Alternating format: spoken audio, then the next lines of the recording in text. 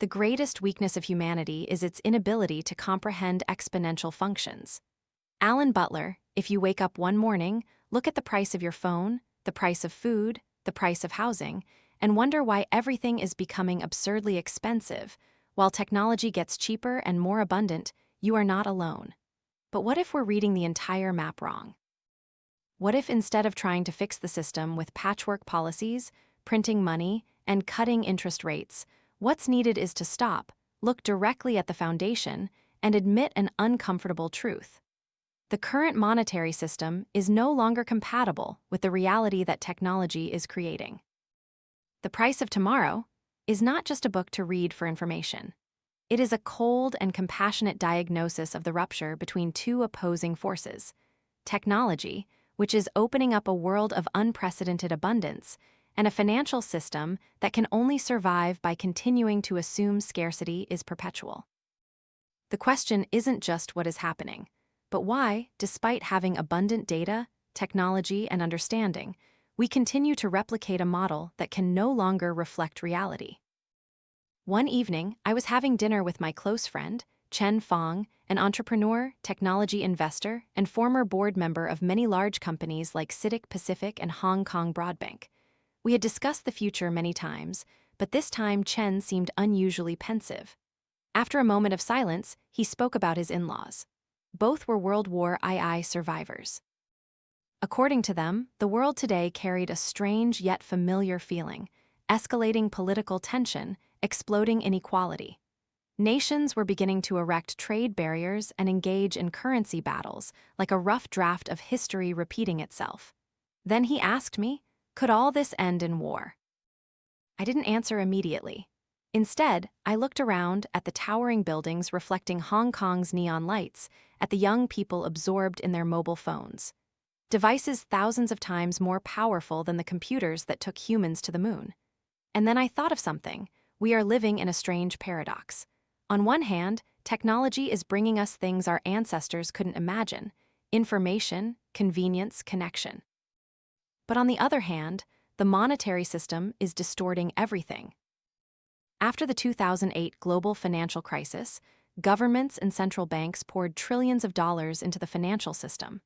They called it bailouts, quantitative easing, economic stimulus. But what they actually did was something that, in any healthy system, would be considered absurd: creating money out of thin air.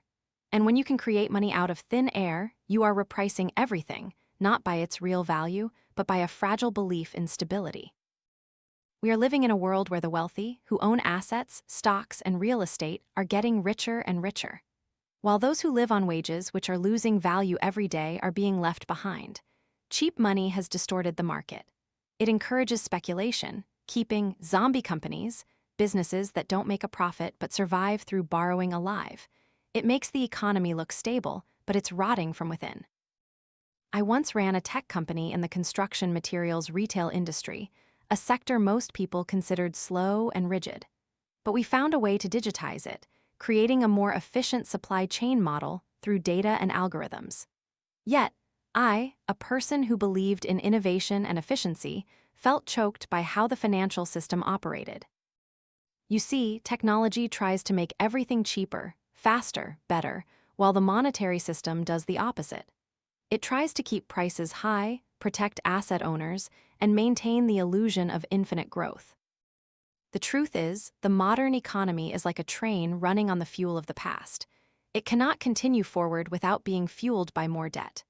Every time there's a sign of slowing down, more debt is poured in, as if the problem isn't the direction, but only the speed. And when everything breaks down, people say we need even more money, but no one asks if we're heading in the wrong direction. Do you remember when your parents taught you that saving was a virtue, that you should spend less than you earn and put the rest in the bank? But today, if you do that, you'll be punished.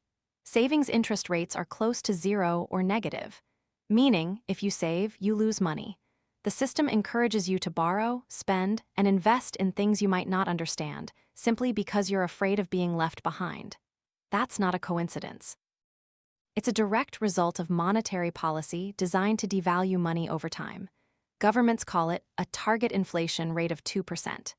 It sounds reasonable, but think again. If money is a measure of value, why do we aim to weaken it? Do you aim for your watch to run 2% wrong every year? If you don't accept deviation in measurement, why do you accept it in currency? When you start to see everything through the lens of currency depreciation, you'll see a very different world. You'll see that the growth we celebrate doesn't truly come from innovation or productivity, but from the accumulation of debt. You'll realize that stock markets don't reflect the health of businesses, but the amount of money being pumped into the system. And you'll see that the inequality we witness is not an accident, but an inevitable consequence. Take an example. If you own assets, you are riding the inflation train. As asset prices rise, you become richer, at least on paper. But if you own nothing, no house, no stocks, no land, then every step that train takes forward is a step you are left behind. Housing prices rise, but your wages don't keep up. The cost of living increases, but the dream of a stable home becomes more distant. And the system continues like this, without stopping, without adjusting. People call it economic growth, but is that growth real, or just a bubble inflated by credit? When you spend money you haven't earned, borrowing to buy, to build, to stimulate, you are not creating value.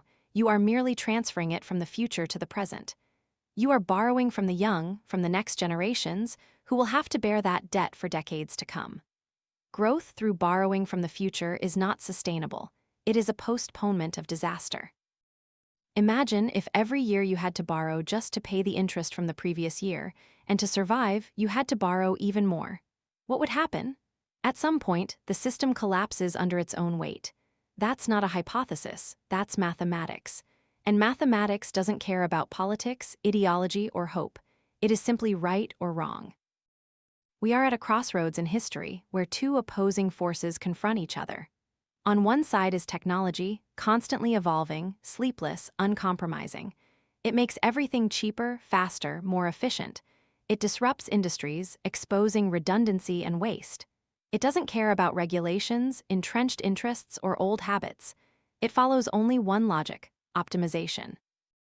On the other side is the monetary system, built to maintain the status quo, to protect existing asset values, to prevent change from happening too quickly. It resists deflation, not because deflation is bad, but because it threatens the structure of power. In a world where prices are constantly falling, you wouldn't need to borrow, you would save more, you wouldn't be caught in a debt spiral. And that makes the current system obsolete. So we have a silent but fierce battle, technology pushing prices down while the financial system tries to pull them up. The result is unprecedented distortion, where new iPhones are cheaper, but the cost of education and healthcare doubles, where computers are increasingly powerful and inexpensive, but housing prices skyrocket, where consumers feel conflicted. Why is technology cheap, but life increasingly expensive? This is not a temporary imbalance. This is a structural conflict between two systems, an old one trying to survive at all costs, and a new one rising irresistibly. If we continue to choose the path of printing money, borrowing, and bailouts, we are not just postponing the truth, we are poisoning the future with the tranquilizer of the present. The real question is not whether we should continue printing money, but whether we are brave enough to face a new model, where value is created from innovation, not from debt. Because if not, the price of tomorrow could be more expensive than anything we've ever imagined. There is an obvious truth that few are brave enough to admit. Technology not only changes life, but also destroys what was once considered stable. It is merciless, uncompromising. It doesn't care who you are, how long you've existed, or what your status once was. When it arrives, it sweeps everything away according to the logic of evolution. What doesn't adapt is eliminated. This is nothing new. For centuries, progress has always come with loss. The horse and buggy industry was once a colossal empire, then disappeared within a few decades when cars emerged. Film roll manufacturers once dominated the photography market, then faded before the digital wave. Landline phones, typewriters, oil lamps, paper maps, portable music players all were once symbols of modernity before becoming relics of an era. Today, that destruction is happening at breakneck speed. But there's a crucial difference. Instead of taking decades, it can now happen in just a few years, even months. And it's not just old industries that are threatened, even tech companies once considered pioneers are trembling before the pace of change. New technologies don't merely replace old ones, they entirely reshape the game.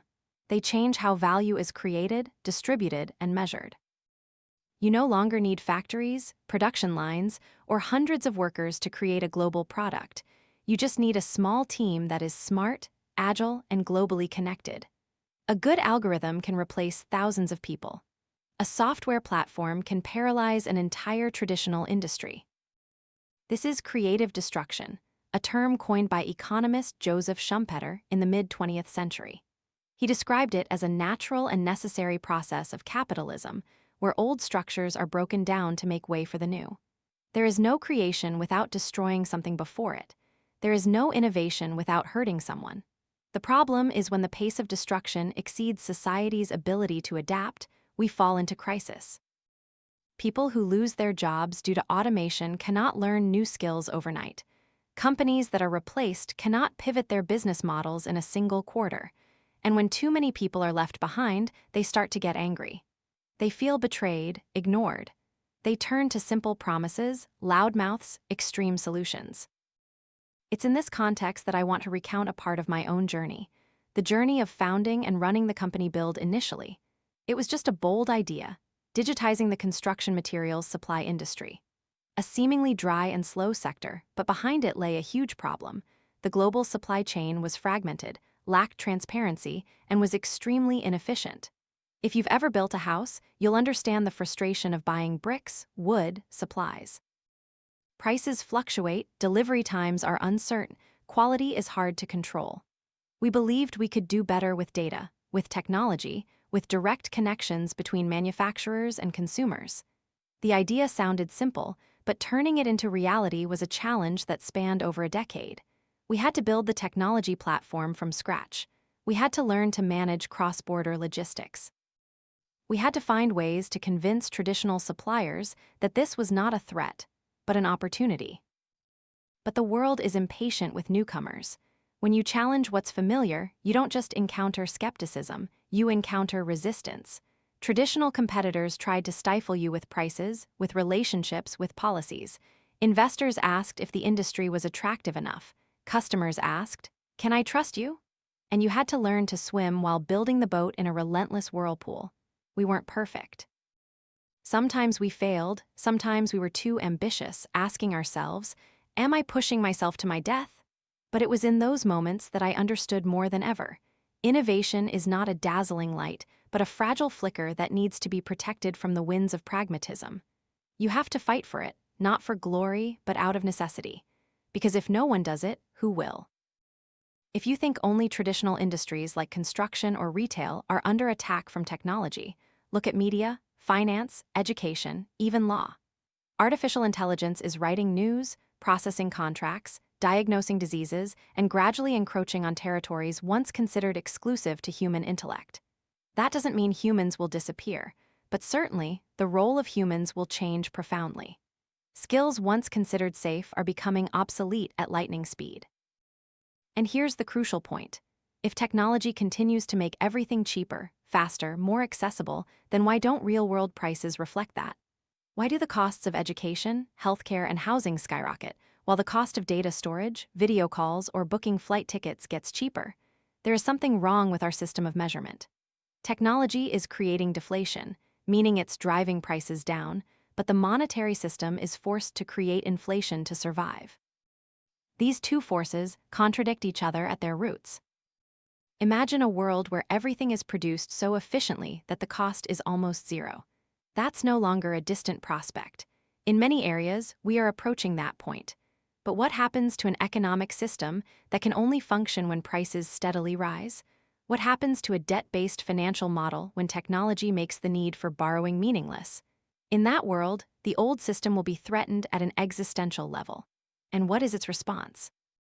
Print money, stimulate, inject capital, keep interest rates low, and in many cases, deliberately bail out companies that should have been allowed to fail just to avoid a domino effect.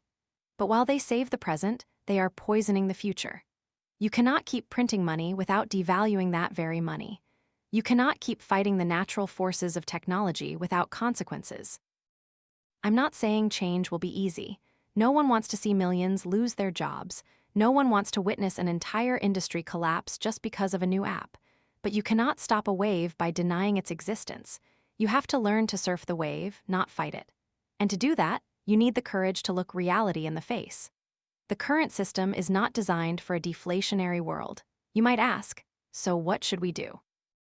But before seeking solutions, we must accept an uncomfortable truth. Many economic beliefs we were taught from childhood, from school, from the media, from politicians, are based on an outdated assumption that growth is absolutely necessary and must be stimulated at all costs, even at the expense of the environment, social balance, and human meaning itself. There's a paradox here. In a world where technology can create abundance, why do we continue to operate under a scarcity mindset? Why do we still act as if all resources are limited, as if we must compete, manipulate, and scramble to survive? Perhaps because the current system needs scarcity to maintain its power. Prices only have meaning when things are scarce, and if everything becomes abundant, that system will lose its role. I don't have all the answers, but I know one thing. If we don't start re-questioning value, money, and purpose, we will be caught in a spiral of reactions. Printing money to fight deflation, bailouts to maintain stability, then printing more, bailing out more, until trust, the only factor keeping this system alive, is eroded beyond repair. Technology does not wait. It does not need to be elected, approved, or agreed upon by both parties. It just keeps moving forward. And if we don't redesign the monetary system, if we don't redefine growth in the context of this new world, then we might fall into a crisis greater than any ever seen, not for lack of resources, but for lack of adaptability. Creative destruction is not the enemy, it is a sign of life. But if you try to keep the old alive by killing the new, you are not just slowing evolution, you are diverting the entire future. There's an ironic truth I've learned after more than 20 years as an entrepreneur observing the world. Humans are incredibly intelligent, yet at the same time, incredibly limited in their way of thinking. We think we are independent, that every decision is a result of rational thought. But in reality, most of our actions are guided by unconscious patterns, belief models we absorbed from a very young age. And that's what makes it almost impossible for us to see anything different until forced to do so. Think of a fish born in salt water. It lives its entire life in the ocean. Can it perceive that it's swimming in water? To it, water is not a condition, but its very nature, self-evident. Just as we live in an economic system, a monetary ideology that we rarely question. We are taught how to save, invest, earn money, consume, but rarely does anyone ask, what is the nature of money? Why does it have value? And what happens if that structure changes? Humans have a strong tendency called confirmation bias. We seek out and prioritize information that reinforces our existing beliefs. When we hear something contrary, we don't try to understand it but react defensively. We dismiss, reject, or ignore it, especially when that belief is tied to personal identity, profession, education, status. If you are an economist who grew up in a world of stable inflation, it will be very difficult for you to accept that deflation, long considered an enemy, could be a positive thing. This is why profound changes rarely come from centers of power. They come from the periphery, from those who dare to ask questions. Not because they are smarter, but because they are less constrained, not bound by interests, not dependent on the old system, not mesmerized by familiarity. They can see what others cannot, simply because they are not blinded by what is considered normal. But asking questions is a dangerous act. It isolates you, makes you seem eccentric, negative, even subversive. Society dislikes dissent, especially when it touches fundamental assumptions. When Galileo said the Earth revolved around the sun, he didn't just challenge a scientific theory. He challenged social, religious, and political order. And he was imprisoned. In today's modern economic world, those who question inflation, public debt, or the value of money are often seen as troublemakers. But sometimes, those very troublemakers are the only ones who see the cracks spreading beneath the seemingly solid foundation. When I started sharing the view that technology would create deflation and that the current monetary system could not coexist with that world, most of the reactions I received were silence or skepticism. Even the smartest people had difficulty grasping the idea, not because they didn't understand, but because they couldn't allow themselves to understand. Because if they did, much of what they believed, taught, and relied on for their existence would be shaken. You are a seasoned investor.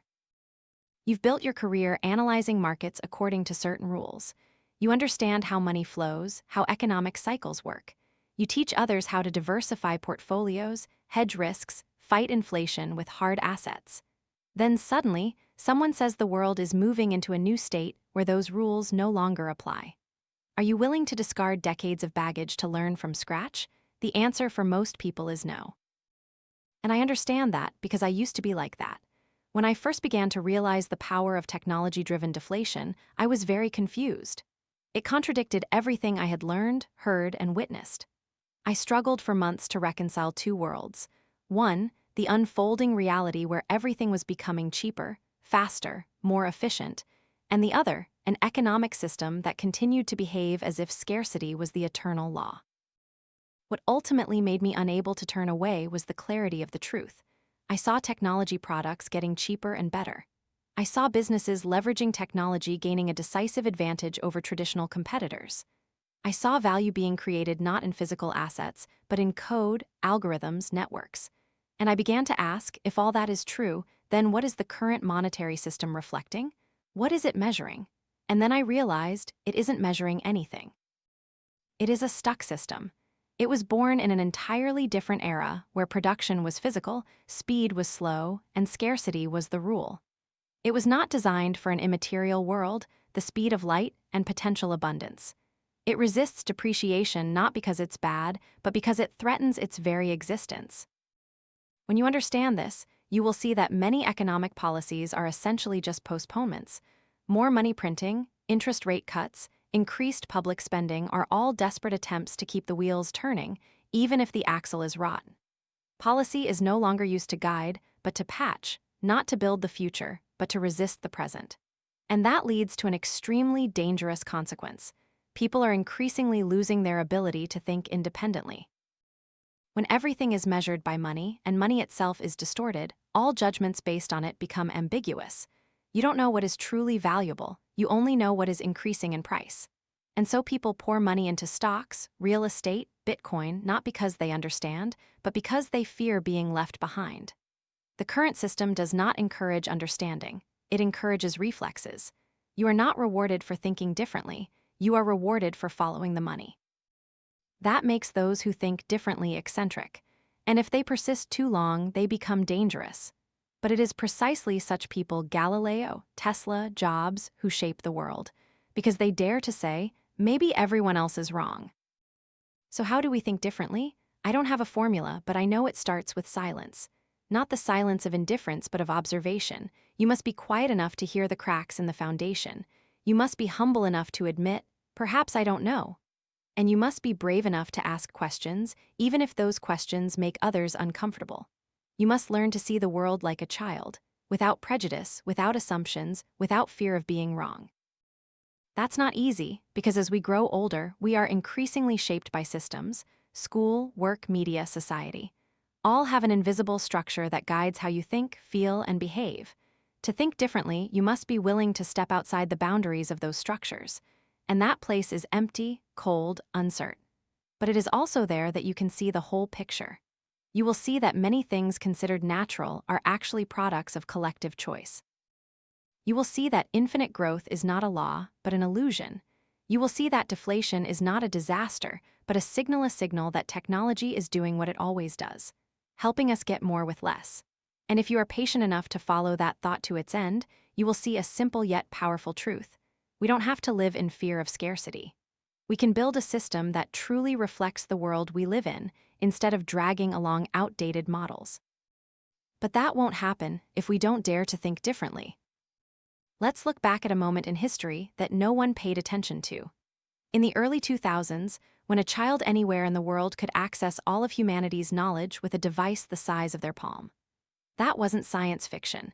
That was the moment the internet became widespread, smartphones were born, and computing power increased exponentially.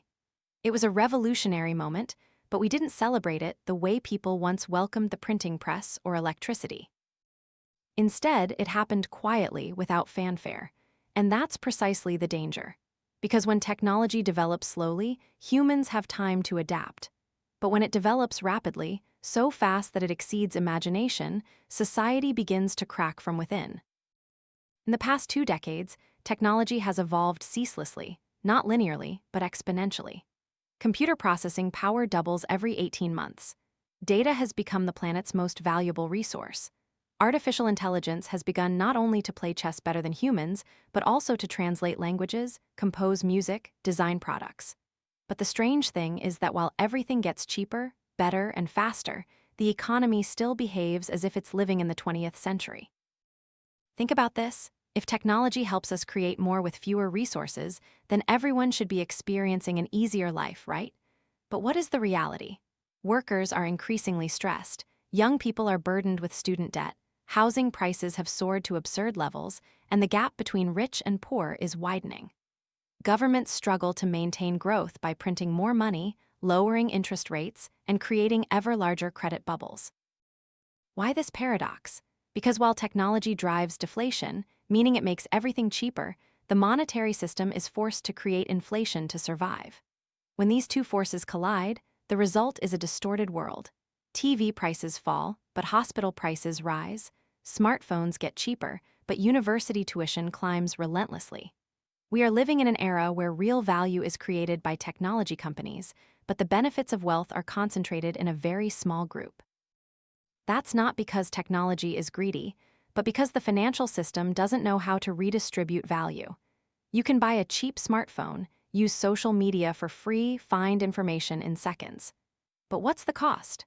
Personal data, behavioral manipulation through advertising, and a sense of powerlessness against invisible control. Tech companies don't just innovate products, they innovate how things are done. They don't need factories, warehouses, or thousands of employees. A small team of engineers can create a platform that changes an entire industry. That's why companies like Google, Facebook, and Amazon can grow rapidly while traditional corporations struggle to adapt. But that growth doesn't come with job creation in the old way. Technology helps businesses do more with fewer people. That's good for profits, but not good for society if we still measure value by the number of jobs. When productivity increases, but the number of jobs doesn't keep pace, you have an economy where people feel redundant, even as overall output is booming. I don't deny the positive power of technology. I myself have dedicated my career to building, investing in, and promoting it. But I also understand that if we don't rethink how we measure, distribute, and manage value, technology won't save us. It can create abundance, but it won't automatically transform abundance into equity. And that's not technology's fault. It's the fault of the system operating around it. There's a simple truth we're trying to avoid. If prices are constantly falling, then continuing to print money to create inflation is an act against nature. That's not economic stimulus. It's resistance to an inevitable evolution. You cannot beat technology with money. You can only cooperate with it or be replaced by it. What technology is doing to the world today is not merely creating new tools, it is rebuilding the foundations. It challenges every value system, every traditional definition of what humans should do, how they should be paid, how they should exist in society. When an algorithm can diagnose disease more accurately than a doctor, when a robot can build a house faster than a team of workers, when a deep learning system can compose more emotional music than a human, then we will have to re-ask, what is the role of humans? And then we reach a hard truth to swallow. Much of our current economic model, from schools to the labor market, is designed around keeping people busy. We train humans to work. But in a world where machines work better, more efficiently, and cheaper, that goal becomes meaningless. And if we don't adapt in time, we will leave millions feeling invisible not because they lack value, but because the system doesn't know how to recognize that value. You can see this happening around us. Productivity levels are steadily rising, but real wages are stagnant. Wage earners find themselves working harder longer with fewer rewards. Meanwhile, asset stocks, real estate, companies are skyrocketing in price. This is not due to a free market. It is a consequence of a system distorted by monetary policy. When cheap money is created indiscriminately, it flows into assets, not labor. Governments try to cope by continuing to do what they always do: print more money, bail out businesses, cut taxes for large corporations, and think that if the stock market is stable, everything is fine. But the truth is, beneath that surface is a society cracking, trust eroding, and a sense of injustice spreading. And when that happens, people will begin to resist, not with reason, but with instinct. They will choose extreme solutions, extreme leaders, because they feel they have nothing left to lose. But indignation does not solve the problem. It only slows down an irreversible process. Technology has no emotions, no intentions. It is simply the logical continuation of progress. Our responsibility as a society is to redesign the system so that humans can harmonize with technology instead of being replaced by it. We need a system where technology not only lowers the price of products, but also elevates the value of humans. Where the measure of success is no longer GDP or hours worked, but real quality of life. Where wealth is not just accumulated in the hands of a small group, but distributed in a way that allows everyone to move forward together. That requires courage, because it means letting go of what once was beneficial, but is now obsolete. It means daring to say that infinite growth cannot be the sole goal, that if technology brings abundance, we must accept deflation not as a failure, but as an inevitable part of evolution. A world where you are no longer obsessed with keeping up, because everything you need is becoming cheaper and more accessible. Where you don't need to work 60 hours a week just to survive, but can spend time on creativity, learning, connecting. Where human value is not measured by salary, but by their unique contribution to society. That is not a dream. It is what technology is enabling if we dare to change the system around it. The problem is not with technology. The problem is that we are interacting with an entirely new world using old ways of thinking. And if we don't change that, what should be a golden age will become a period of chaos, not because technology failed, but because we didn't know what to do with the gift it gave us. If you want to understand the future, look at energy. Every civilization, from the hunter-gatherer era to the digital age, has thrived on its ability to access and transform energy. Energy is not a dry technical field. It is the foundation of all economic activity. Without energy, you cannot operate factories, produce food, transmit data, or light a room. If you consider money the blood of the financial system, then energy is the heartbeat of all production processes. But there is a paradox. Even though we are increasingly dependent on energy, very few people understand how the global energy system operates and how it is changing, especially at this very moment, when technology is redefining not only how we consume energy, but also how we generate it. Let's go back a bit in history. Centuries ago, all production activities relied on human and animal muscle. Energy was measured by labor. Then, humans discovered coal. The Industrial Revolution began, machines replaced human labor, and economic growth exploded. Then came oil, the magical liquid that transformed the 20th century into an era of mobility, global commodities, and consumer society. But we also know its cost: climate change, environmental pollution, geopolitical instability. Oil is not just fuel, it is power. And whoever controls oil can shape the world, from the Gulf Wars to OPEC alliances, from energy crises to geostrategic games, all revolve around energy. Now, technology is opening a new door, a second energy revolution. Solar, wind, tidal power, battery storage, hydrogen electrolysis all are progressing faster than anyone ever predicted. The cost of solar power production has dropped more than 80% in the last decade. In some parts of the world, solar electricity is already cheaper than electricity from coal or natural gas. This is a miraculous moment. For the first time in history, clean energy is no longer a moral choice, but a smart economic choice. You don't have to sacrifice for the environment to use renewable energy. You just have to do the math, and the results are clear. Clean energy will win, not because it's subsidized, but because it's becoming the optimal solution. But like all major transitions, the change lies not just in technology, but in the system's structure. The current energy system is not designed for distributed energy.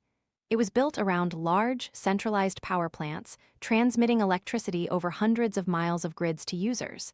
But solar power is the opposite. It's generated on rooftops, in fields, at the point of consumption. It is decentralized. And what's the consequence? If energy becomes something you can produce locally, store locally, and share with your neighbors, then not only energy corporations are affected, but also governments, financial institutions, and the global power structure. A household in Kenya installs solar panels and can become self-sufficient. A community in India builds a microgrid with batteries and wind power. Millions of individuals are becoming producers, not just consumers. And that is extremely important if you think broadly. Because energy is not just electricity, energy is clean water, internet, education, healthcare. That means when you empower people with energy, you are unlocking potential in every other sector. And like all disruptive changes, this doesn't happen without resistance. Traditional energy corporations, with hundreds of billions of dollars in fixed assets and a history tied to political power, don't easily yield the stage. They have deep influence on public policy, lobbying power, and sometimes are the economic backbone of oil-producing nations. Therefore, the shift to renewable energy is not just a technical issue, but an underlying battle over interests, structures, and power. And as previous chapters have stated, when technology brings a more efficient, cheaper, and more distributed solution, it doesn't just challenge the market, it collapses the old order. In the case of energy, the consequence could be a redrawing of the global geopolitical map. Nations dependent on oil exports could face financial and social crises, while resource-poor nations could surge forward thanks to their ability to produce renewable energy locally. But that's just the tip of the iceberg, because technology not only changes how we generate energy, but also how we use it. Look at transportation. Electric cars are advancing faster than ever. Gasoline cars were once symbols of freedom, speed, and power, but now they've become symbols of pollution and obsolescence. Tesla doesn't just sell electric cars, they sell a new vision where you don't need to visit gas stations, where software upgrades your car overnight, where the car becomes a smart, mobile tech device. And here's the point. When electric cars become popular, you don't just change vehicles, you change the entire infrastructure. No more need for a dense network of gas stations, no more traditional car repair with hundreds of mechanical parts. You open up opportunities for an entirely new ecosystem where electricity is the fuel and technology is the platform. Cities can be redesigned to be smarter, cleaner, more efficient. If you go further, you'll see sectors like aviation, shipping, steel and cement production which were very difficult to decarbonize also entering the game. Green hydrogen, next-generation nuclear reactors, large-scale energy storage systems all are being developed at an unprecedented pace. This is no longer a question of if, but when. But this also poses a great challenge. Can the current financial system adapt quickly enough to this pace of change? Remember, the current financial system is built on the assumption that economic growth is always linked to fossil fuel consumption something limited, with extraction costs and long supply chains. But in a world where energy becomes almost free because the sun doesn't send bills, the models for valuation, investment, and benefit distribution will be turned upside down. A world where you can produce clean energy locally, store it, use it to power your home, car, and devices without relying on the national grid. That not only reduces the cost of living, but also increases the autonomy of individuals and communities. In this context, those nations, companies, and investors who still hold a mindset of controlling resources instead of creating distributed value will be left behind. And as always, the biggest changes come from where few pay attention. It's not the billion-dollar megaprojects, but the remote villages in Africa using solar panels to light up their first night. It's the rural Indian students accessing the internet thanks to small-scale renewable energy systems. It's the young startups redefining how communities generate, share, and trade energy. They don't wait for permission, they don't ask for opinions, they simply see a better way and start acting. And if you take a few steps back and look at the big picture, you'll see a clearer image. Technology is not just making production costs cheaper, it is making the cost of life cheaper. Clean water, light, connectivity, transportation all are approaching near zero cost. What does that mean?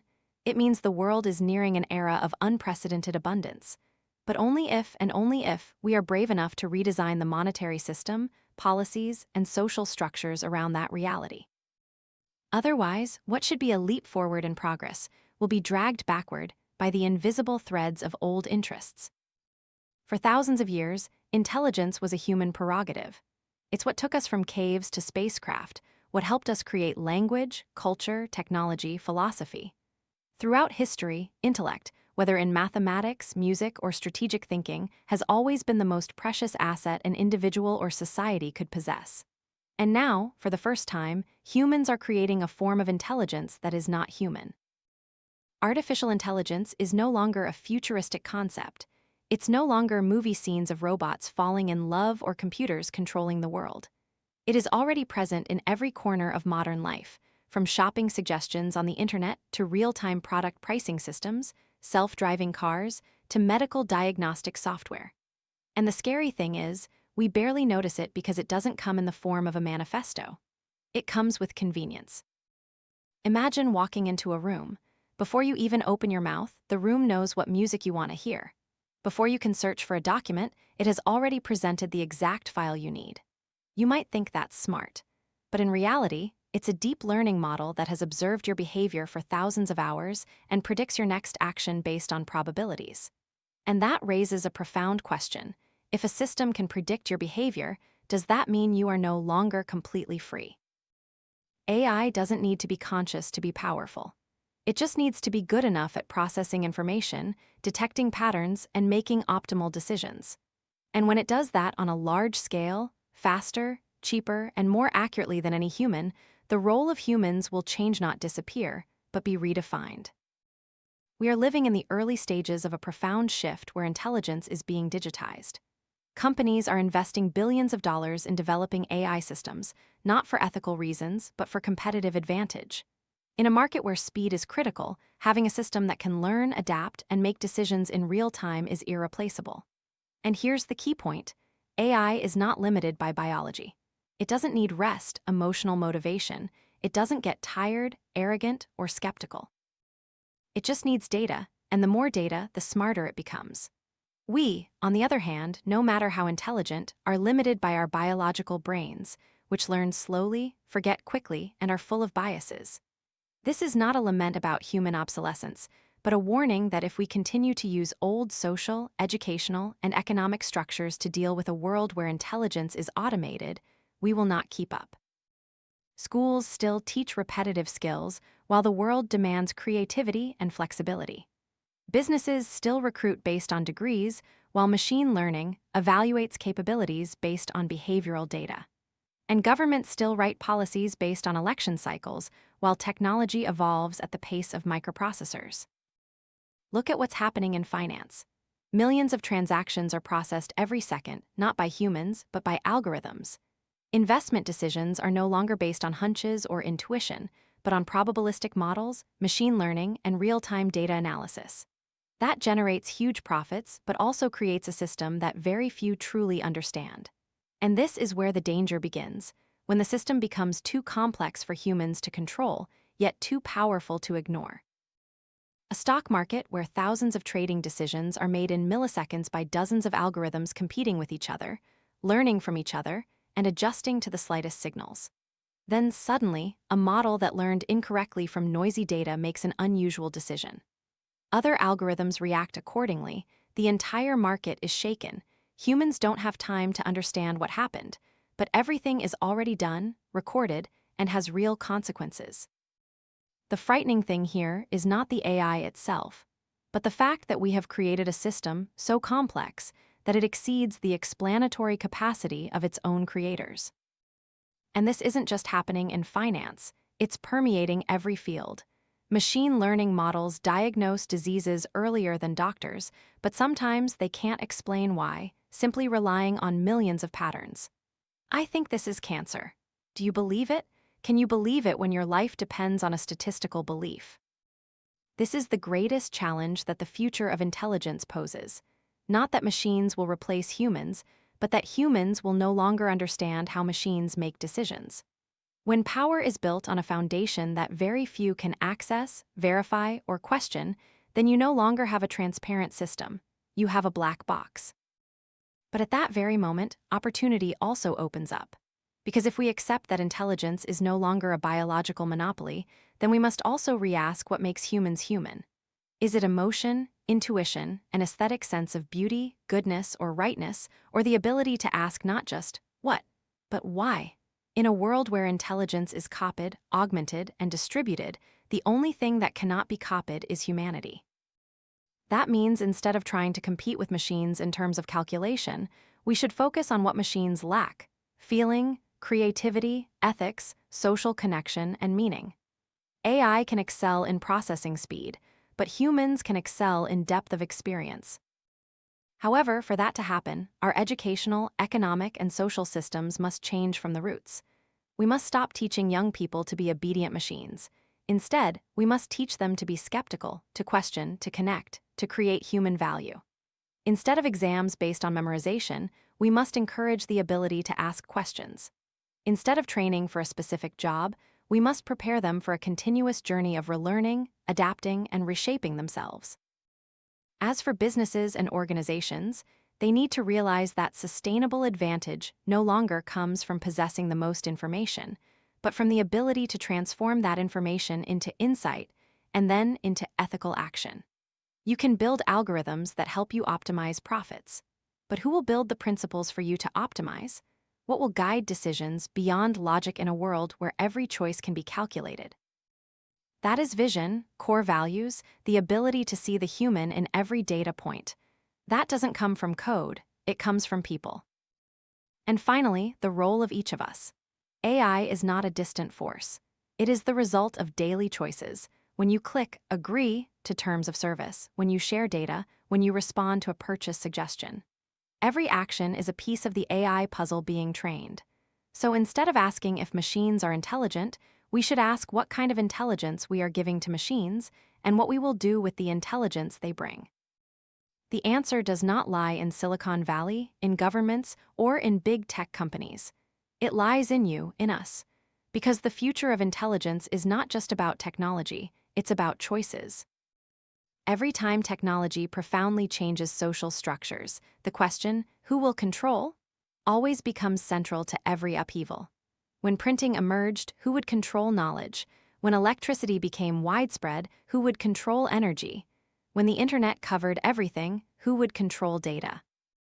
And now, with intelligence something once an intrinsic human asset, now replicated and accelerated by algorithms, the question is no longer simply how we will use technology, but who will own technology. Because technology is not innocent. It is not inherently neutral. It is created by humans according to specific goals, directions, and biases. A tool, if it falls into the wrong hands, can become a weapon. A platform, if designed to maximize profit instead of human value, can erode trust and break down society. Look at what has happened with social media. Initially, they were created with beautiful promises, connecting people, sharing knowledge, democratizing voices. But in less than 2 decades, they have become tools for emotional manipulation, spreading fake news, and dividing communities. Not because the platforms themselves are bad, but because the structure incentivizes addictive, extreme behavior that monetizes attention. Similarly, artificial intelligence is also being developed in an ecosystem where the primary motivation is profit, and that leads to a clear consequence.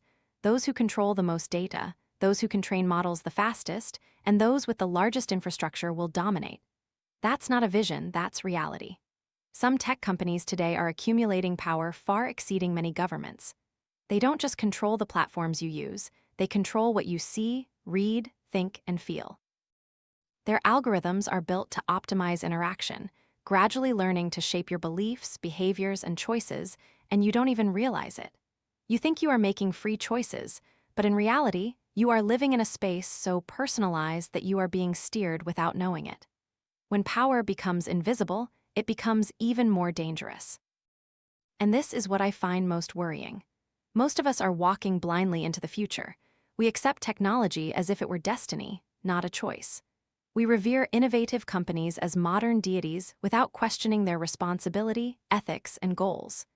Meanwhile, lawmakers lag behind, confused by the pace of change, and often only reacting after a crisis has already occurred. A world where every basic service from transportation, finance, healthcare, education is operated by artificial intelligence. A world where decisions about who gets a loan, who gets treatment first, who gets access to opportunities are all made by computational systems. If those systems are guided by opaque criteria, or worse, controlled by a specific interest group, then you are living in a society no different from a digital feudal system. The new stratification will no longer be based on land or weapons, but on data access, computational power, and the ability to manipulate algorithms. And if you think that's too far-fetched, look at what's happening with privacy. We are living in an era where every step you take, every click, every second you pause on a screen is recorded.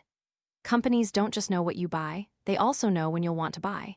They don't just guess what you're thinking, they know how to make you think what they want. And they do it not with guns, not with propaganda, but with behavioral analysis and algorithm optimization. You might say, I have nothing to hide. But the question isn't what you're hiding. The question is who has the complete map of your behavior, and what can they use it for? Even if you don't agree, when you type a search, when you talk near your phone, when you scroll social media, you are contributing to the training models of AI systems. You are fueling the learning machine, a machine that doesn't sleep, doesn't forget, doesn't hesitate. And when that machine is powerful enough, who will control it? Who will decide what is true, what is displayed, what is erased? The problem is not that technology has the ability to control, but that we allow it to control in silence. In a world where systems are becoming smarter, our lack of transparency, our failure to democratize the ownership and control of technology, is an imminent danger. If a few companies or governments can control most of the computational power, data, and decision-making algorithms, the rest of the world will become dependent. This is not just a warning. It is a reminder that every time technology shifts the balance of power, what happens next will depend on how society reacts.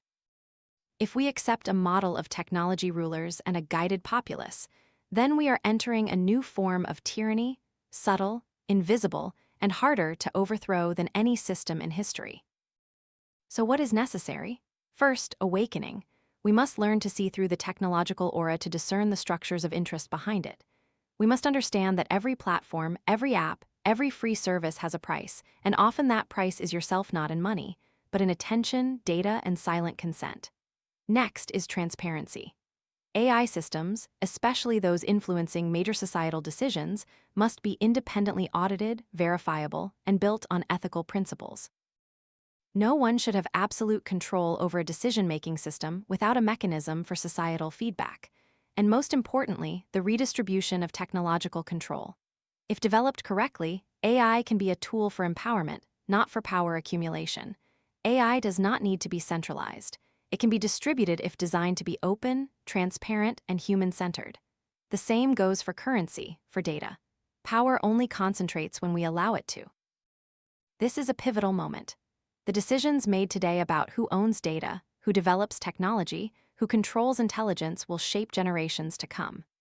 If we let everything proceed by market inertia, power will continue to concentrate, and those on the outside will increasingly lose their voice. But if we intervene at the right time with policy, with social design, with citizen movements, we can shape a future where technology serves humanity, not controls it. And to do that, we must abandon a dangerous illusion that if technology is good enough, everything will automatically become good. Technology has no ethics. Ethics come from its users. The future is not pre-programmed. It is written every day by the seemingly small choices of individuals. Humans have a very strange and dangerous tendency to divide the world into us and them. It's a primitive instinct deeply programmed into our brains for survival. In ancient times, distinguishing friend from foe could determine life or death. Strangers could be a threat. Other tribes could be competitors for resources. So our minds developed quick ways to process signals. Like me, safe, different from me, beware. Simple, effective, and in modern times, extremely dangerous. The problem is that in a globalized, digitally connected, and interdependent world, the instinct to choose sides no longer serves survival. It undermines the ability to cooperate. And when the world changes too fast, when technology shakes social structures, when faith in the future is shaken, that instinct returns stronger than ever. We see it in politics. Elections are no longer debates between ideas, but battles between us and them. We see it in culture, where differences of opinion are seen as personal attacks. We see it in society, where the hurt seek not understanding but someone to blame. And if we're not careful, we'll see it spread to technology as well. There was a time when technology was seen as a neutral force, simply a tool to work faster, more efficiently. But now technology is reshaping everything: jobs, information, power, value. And when that happens, it touches the deepest parts of human identity. Who will lose their job? Who will have a voice? Who benefits? Who is left behind? The answer, though systemic, is often felt at a personal level. And when people feel left behind, replaced, or excluded, they don't blame technology. They blame them, immigrants, young people, city dwellers, elites, anyone who isn't like them. This is fertile ground for populism, polarization, and hatred. And history has shown many times that when inequality reaches an emotional threshold, society doesn't evolve, it disintegrates. World wars aren't needed to break down society. It only takes enough people feeling voiceless and finding each other in their indignation. That's why in an age driven by technology, the question of social cohesion becomes urgent. If we cannot find a way to tell the story of who we are in an inclusive way, the world will continue to spiral into a us versus them, insiders versus outsiders, beneficiaries versus the replaced. Think about artificial intelligence. It will fundamentally change the labor market. Some will leverage it to increase productivity, create wealth, and shape the future. But many, lacking skills, resources, or opportunities, will be replaced. And if we don't proactively create systems to help them adapt, indignation will erupt, not against technology, but against other people founders, engineers, politicians, media. The most dangerous thing is when social groups begin to form based on fear and loss. When you define yourself by pain, you become easily agitated. And those who wish to manipulate you don't need to be skilled, they just need to know how to tap into the right fears. They are taking your jobs, they are not like us, they don't understand you. And so, conflict begins. You don't need a global conspiracy to divide society. You just need a system that amplifies biases and stays silent about the consequences. And that's exactly what technology platforms are doing, whether intentionally or unintentionally. Algorithms optimize for interaction, meaning they prioritize content that elicits the strongest reactions: anger, fear, contempt. These emotions make you stop, share, respond. And so, divisive, extreme, shocking content spreads faster, deeper, wider, not because it's true, but because it's effective at grabbing attention. The result? A society where people live in echo chambers of information, only hearing what they want to hear. An environment where dialogue becomes confrontation, where disagreement is seen as a personal attack, where labels replace dialogue and everyone believes they are a victim. In such a world, every progressive initiative, no matter how good, risks being distorted, opposed, or co-opted to serve group interests. Technology is no longer a tool for liberation, but a mirror reflecting humanity's deepest fears. But that is not inevitable, because just as technology can amplify fear, it can also amplify understanding. Algorithms can be designed not just to optimize interaction, but to encourage constructive dialogue. Social media can be a place where people share experiences, learn, and empathize. If designed correctly, of course, that's not easy, because in the short term, extremism is easier to monetize, fear is easier to spread. But if we don't invest in social structures capable of healing, the cost will be greater than any profit. And this responsibility doesn't just belong to tech companies, it belongs to each of us, because any system reflects the behavior of its users. If we only like what makes us angry, if we only share what confirms our biases, if we never question or listen to someone different, then we are nurturing the very monster we fear. I believe that humans are capable of overcoming the us versus them instinct, but it requires awareness, effort, and courage. Courage to listen to what you don't want to hear. Courage to step into uncertain territories. Courage to maintain faith, even when everything around pushes doubt. Technology doesn't divide us. It only illuminates the gaps that have long existed. The gap between those who have access and those who are left behind. Between those who understand how the system works and those who are just cogs in the wheel. Between those who master technology and those who are led by it. If we don't build bridges, the chasm will only widen. But if we are humble enough to admit our limitations, curious enough to learn from others, and brave enough to choose cooperation over confrontation, then we can turn technology into a catalyst for unity, not by eliminating differences, but by respecting differences within a shared framework of human dignity, fairness, and faith in the future. There's a question I often receive after every talk, every interview, every article about technology, currency, and the future. What can we do?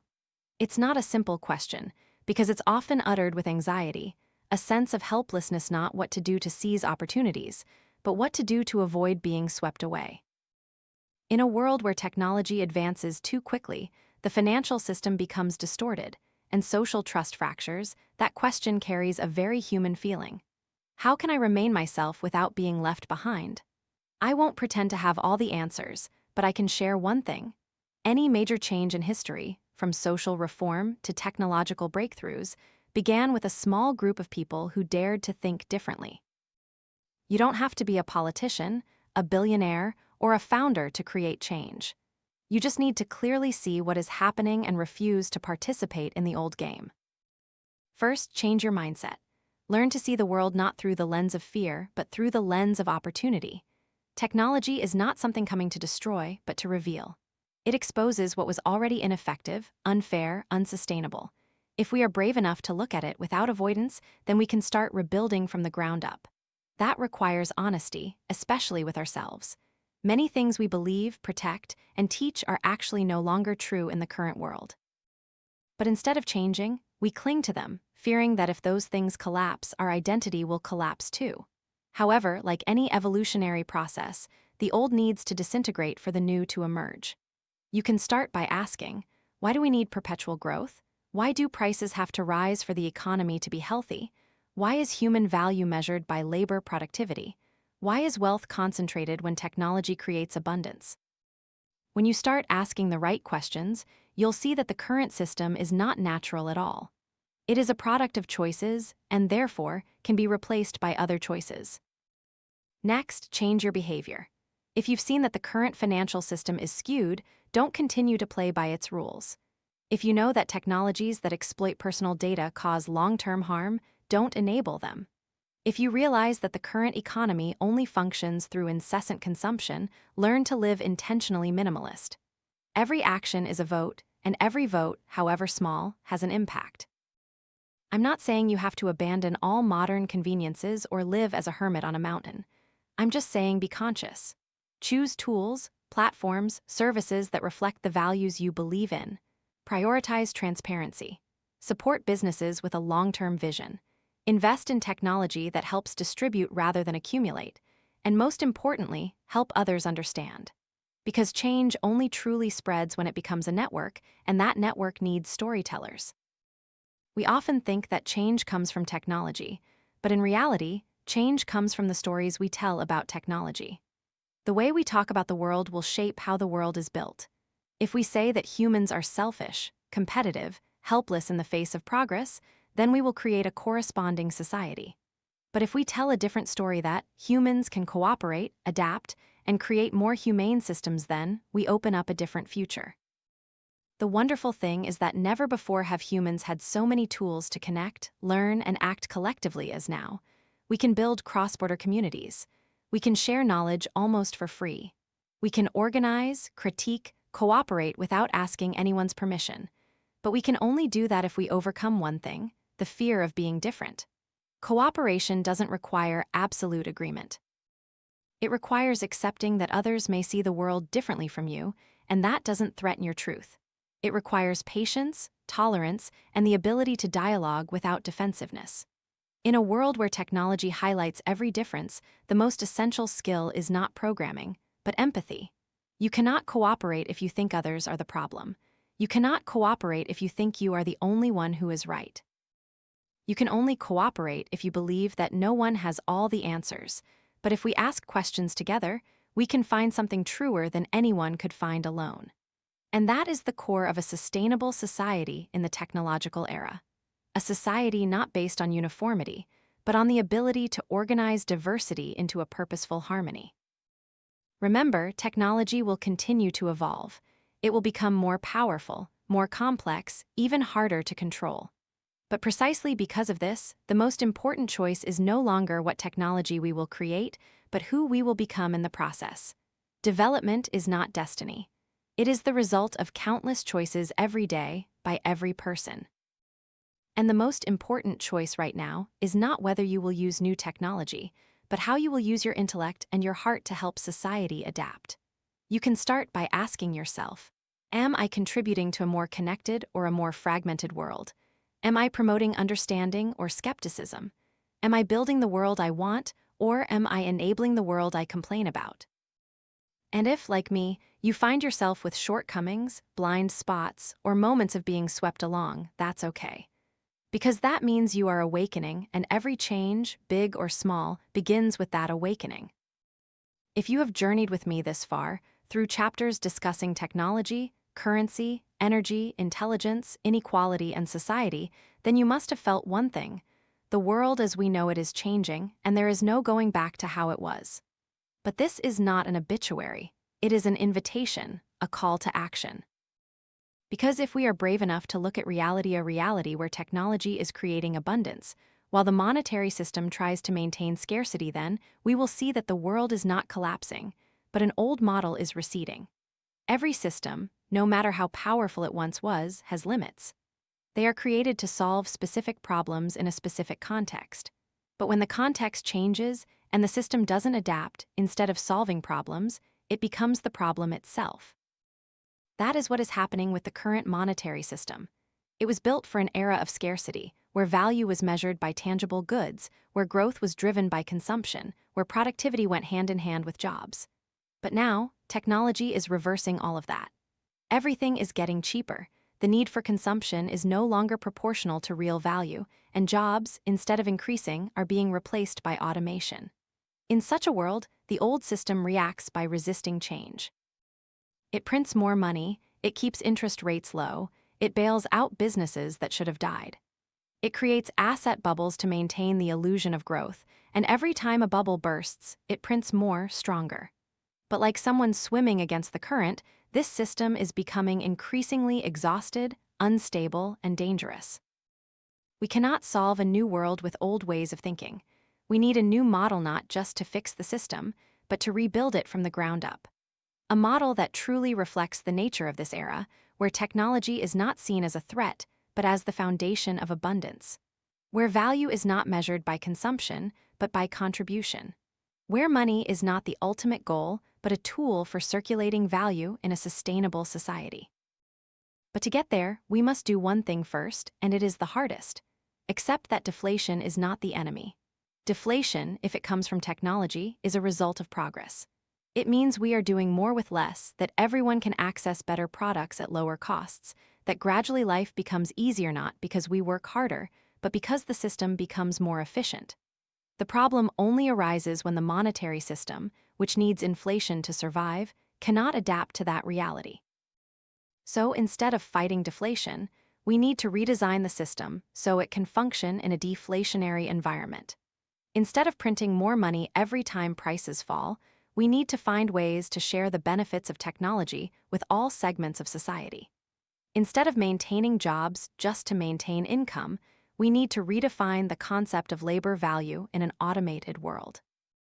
To achieve that, a fundamental change is needed in mindset, policy design, and underlying values. First, a new monetary system needs to be separated from the arbitrary control of humans. History has proven that when humans have unlimited power to print money, they will always use it and ultimately destroy the value of that very money. A good system must be designed so that humans cannot abuse it. Just as blockchain or Bitcoin are built on mathematical principles, limited, transparent, and non-manipulable. I'm not saying Bitcoin is the perfect solution, but I believe it opens up a new perspective. A model where trust comes not from promises, but from source code. Where value comes not from coercion, but from global consensus. And most importantly, where the system does not fight deflation, but is naturally compatible with it. However, currency is only one part. For technology to truly bring prosperity to all, we need a new policy framework, where education does not just teach how to work to earn a living, but helps people discover their identity, learn for life, and contribute in their own unique ways. Where welfare is not a support system for the weak, but a foundation for everyone to rise. Where governments do not intervene to save the financial system, but invest to ensure the human ecosystem is not left behind. I know this sounds idealistic, but it is not a dream. It is a realistic vision if you accept that technology will not stop. So the question is not whether it will change everything, but whether we will change quickly enough to adapt. You might say, I'm just a small individual, I can't do much. But that's what the system wants you to believe. The truth is, all great changes in history from civil rights, women's rights, environmental movements, open source technology began with ordinary people asking extraordinary questions. Start with those very questions. Am I consuming or contributing? Am I spreading understanding or skepticism? Am I building the world I want, or am I enabling the world I complain about? You don't need to do everything, just do one thing, but do it with the awareness that the future is something we create together, not something we wait for. And that brings us back to the starting point. The price of tomorrow is not measured in money. It is measured by the courage to reject what is wrong, the wisdom to see what is right, and the perseverance to walk the right path, even knowing it will not be easy. Tomorrow could be a world of abundance, equity, and opportunity. But to get there, we must bravely step out of the familiar cages. Are you ready?